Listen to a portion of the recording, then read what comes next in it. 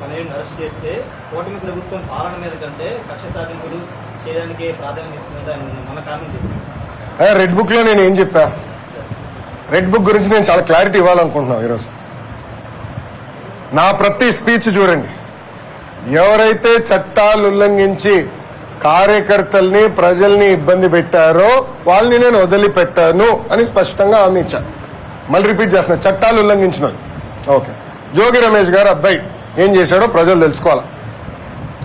అగ్రిగోల్డ్ భూమి పత్రాలు తీసుకుని ఫేక్ పత్రాలు సృష్టించి అతని పేరుపై ట్రాన్స్ఫర్ చేసుకుని అమ్మేశాడు. అగ్రిగోల్డ్ బాధితులు చాలా మంది ఇప్పటికీ ఇబ్బంది పడుతున్నారు.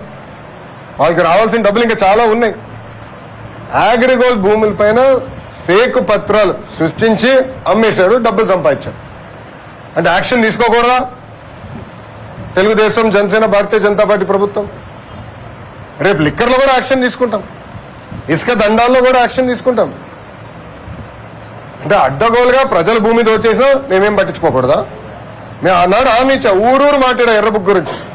ప్రజలకి నేను హామీ ఇచ్చా, ఎవరైతే చట్టాన్ని ఉల్లంఘించారో వాళ్ళని నేను వదిలిపెట్టే ప్రసక్తే ఉండదు అని నేను ఊరూరు మాట్లాడాను స్వామి. ఎర్ర బుక్ పట్టుకుని తిరిగా చూపించా ప్రజలకి. అందుకే ప్రజలు మాకు అంత అద్భుతమైన మ్యాండేట్ ఇచ్చారు. దాని ఒక్కోళ్ళే కాదు, అందరం కలిసికట్టుగా పోరాడడం. దాంట్లో భాగంగా రెడ్ బుక్ ఒక మ్యాండేట్ మాకు.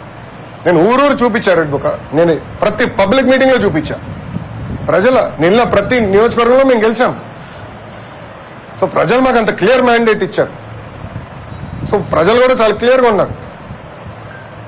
ఎవరైతే తప్పు చేశారో వాళ్ళని వదిలిపెట్టొద్దని క్లియర్గా చెప్తున్నారు. అది అమలు చేస్తాం.